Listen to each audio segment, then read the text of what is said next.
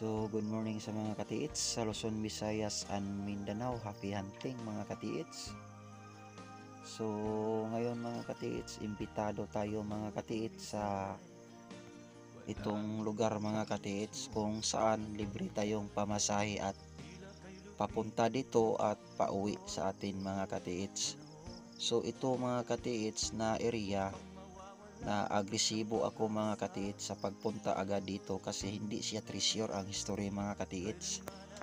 Noong unang panahon sa 18th century mga katiits, sa panahon ng Kastila at sa panahon ng mga insik mga katiits, lalong lalo na sa panahon ni Limahong ang mangtas nga pirata noon mga katiits.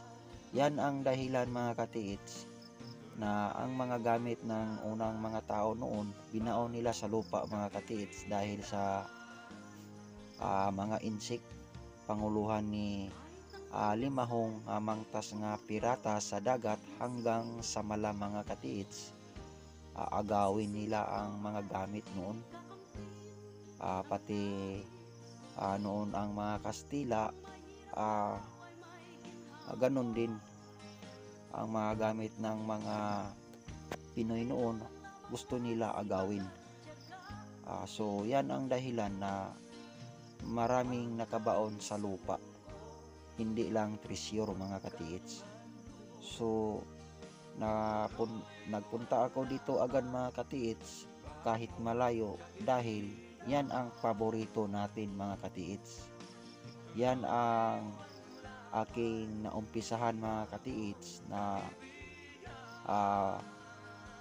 mag-explore ako sa mga antigong bagay dahil ang mga antigong bagay mga katiits mayroon laman na mga alahas, mga jewelry mga katiits at mga coins, mga kaunting old coins.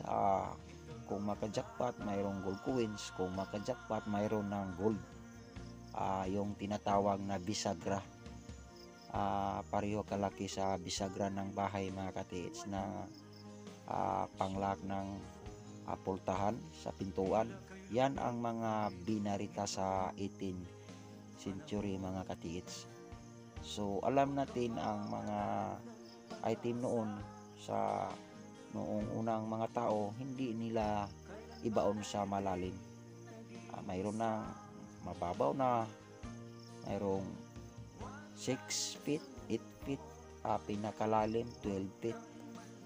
So ito ang history, nasa pundok-pundok na bato. Sa unahan mayroong karatutsi at matagal nang namamatay mga katiits. So ang sabi, sa tumpi-tumpi ng bato doon daw binaon ang kanyang mga mahaling gamit. At sa tinayuan natin mga katiits, nakita ninyo sa bandang tuhod mayroong butas na bato at mayroong parang nakatakip. Ang sabi, kapag makita ang bato na mayroong hole na tinakpan daw ng bato na maliit, may linagay daw na singsing sa may-ari nitong item mga katiits. Kapag makita daw yan sa tabi ng bato mga katiits, kung saan makita ang singsing, doon daw binaon ang tibod na binalot ng simento. So yan na mga katiits ang nakita natin sa video. So para makita ninyo ang kabuuhang video nito mga katiits, so don't forget subscribe sa ating YouTube channel, Cebu nga Cebu Treasure Hunter. Like and pakishare lang sa kapwa katiits at huwag niyong kalimutan mga katiits sa pag-comment sa comment section. So dito mga katiits, tingnan ninyo kung paano natin na-remap itong area mga katiits. So let's go mga katiits.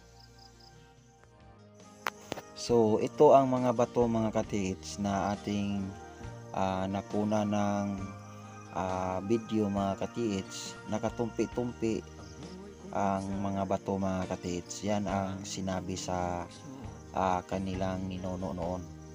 Kapag makita ang bato, doon daw maghanap.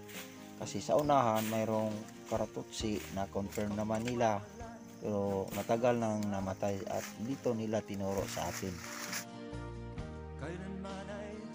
Ating linisan ang mga bato para makita natin mga katiits, kasi nasa paa tayo ng bundok, walang bahay mga katiits. Sila lang dito ang nanirahan. Sobrang masukal ang area mga katiits. Makakita lang tayo ng bahay pag pumunta na tayo sa baba, lalong lalo na kung mamalingki mga katiits sila dito. Wala silang kapitbahay mga katiits. Sila lang mga pamilya dito mga katiits ang nanirahan. So ating ipa-search ating kasama ang homemade niya ng gamit, kasi siya lang ang nakaalam sa kanyang gamit kung paano gumalaw. Pero sa tingin ko mga katiits, sobrang accurate. Dito banda sa mga tumpi-tumpi ng mga bato mga katiits, dito daw tinuro, sinabi sa ninuno nila noon mga katiits, kasi ang itong area tinatawag dito sa lugar mga katiits na Dato, indigenous people mga katiits. So sobrang bundok. So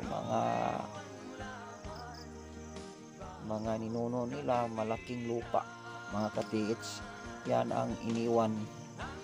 So sila lang ang nakaalam sa history dito mga katiits, kasi pamilya nila ang may-ari sa binaon dito mga katiits sa area. So sa ating pag-remap mga katiits, totoo naman dito ang tingin ko mga katiits na ito aking ipahukay. Yon ang linagyan nating araw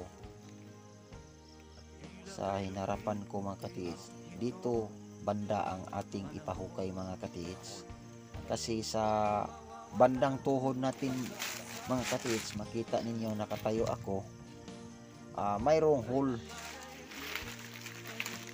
At dito ako na agresibo mga katiits, kasi tatlong islas mga katiits.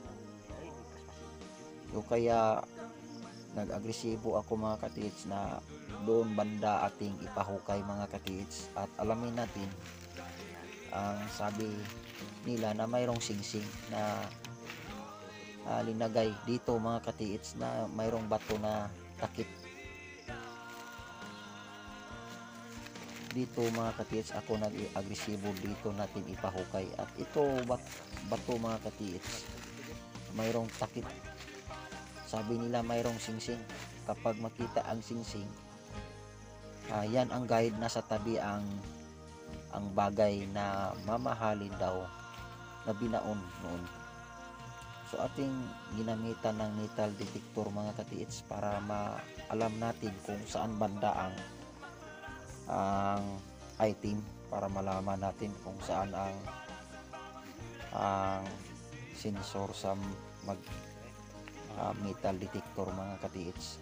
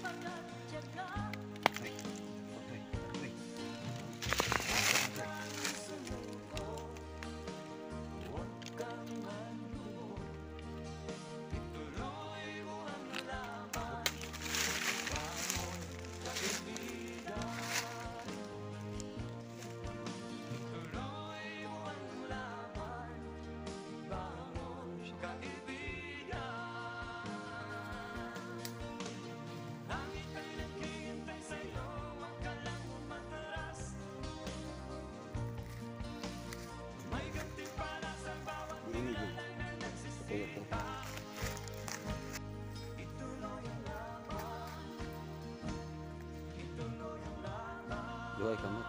Kunduhi gud. So maraming salamat sa mga katiits sa nanood nitong video, and don't forget subscribe sa ating YouTube channel, Cebu nga Cebu Treasure Hunter, and mabuhay tayong lahat ng mga katiits sa Luzon, Visayas, and Mindanao, and magandang